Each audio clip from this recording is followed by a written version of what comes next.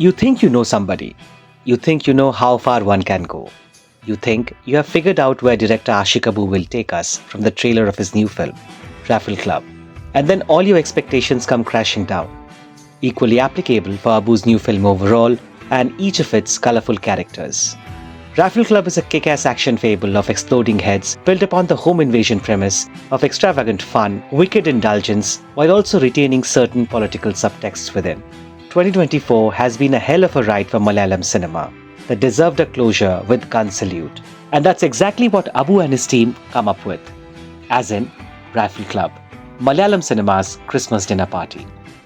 Somewhere, inside the forests of Wayanad in Western Ghat, sits the Raffle Club from the title. It used to be a British palace before Tipu Sultan invaded it, threw the foreigners out and converted the place into his armory. Today, that is in the early 90s as Abu sets the timeline of his film, the place is run by Koduvelli Lonappar and his extended family, one of the 3 founder members of the club. A place to hang out, drink, play cards and shooting practice for the intriguing bunch. Well, intriguing might be an understatement, and there's hardly anything normal about this family, as we hear one of the outsiders mention. This is a family where a pregnant woman wants a husband to bring her the liver of a wild boar, as it is supposed to be beneficial for pregnancy. The same husband, when asked by a ferocious attacker whether he has kids, mentions it is loading, as his fascinated brother next to him congratulates on hearing the news. All this while savage gunfire has engulfed them. The sister-in-laws extend their everyday banters into a casual tussle about not shooting down the same attackers and choosing different targets. The grandmother chooses not to accompany the grandkids to a safe place as she feels she is the best shooter and the family will need her to combat the attackers. And there's another husband who doesn't have the most cordial relation with his wife but is convinced that it is his wife who is the best shooter of the lot and inspires her to take down the attackers one bullet at a time. It's a madhouse in all, with characters extremely proud of their skills with the rifles, a no-nonsense bunch who mean business with their guns. Conventions and archetypes of fathers, mothers, sons and wives fall flat on the face within the walls of this club in one of the most humorously laid out subtexts of the film. An actor with a romantic on-screen image has come down to this club to learn shooting skills and build on the machoism from the first-hand encounters with his family.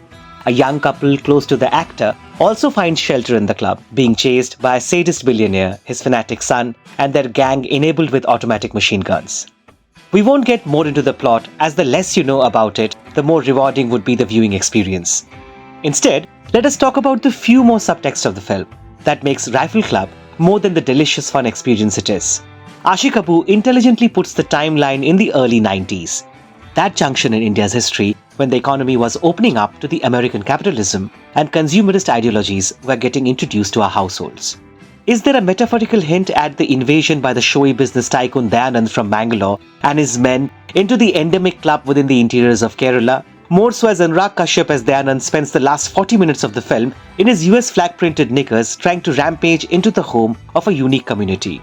Is it also about Kerala and its resistance to many such attacks on its ingenuity across ages? One of the reasons why the southern state is different from any other in even today's time of political and cultural fundamentalism.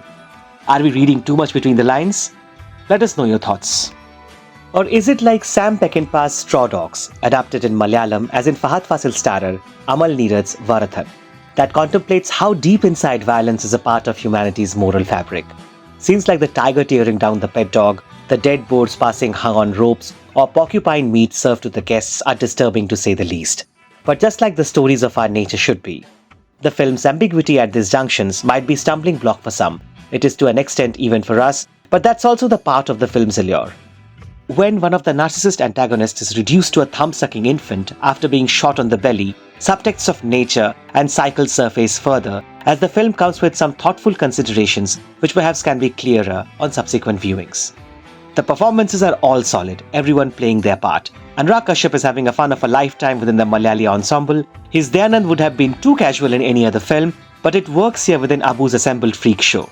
Rifle Club is Wild Wild West playing at the Western Ghats, arguably the most spirited, stand-up-from-your-seat-and-cheer flick that we have seen this entire year. It works because it has outrage in its bone and it passes it on to us and blows it back like brain matter, an unashamedly cinematic experience to put forward a radical yet essential message.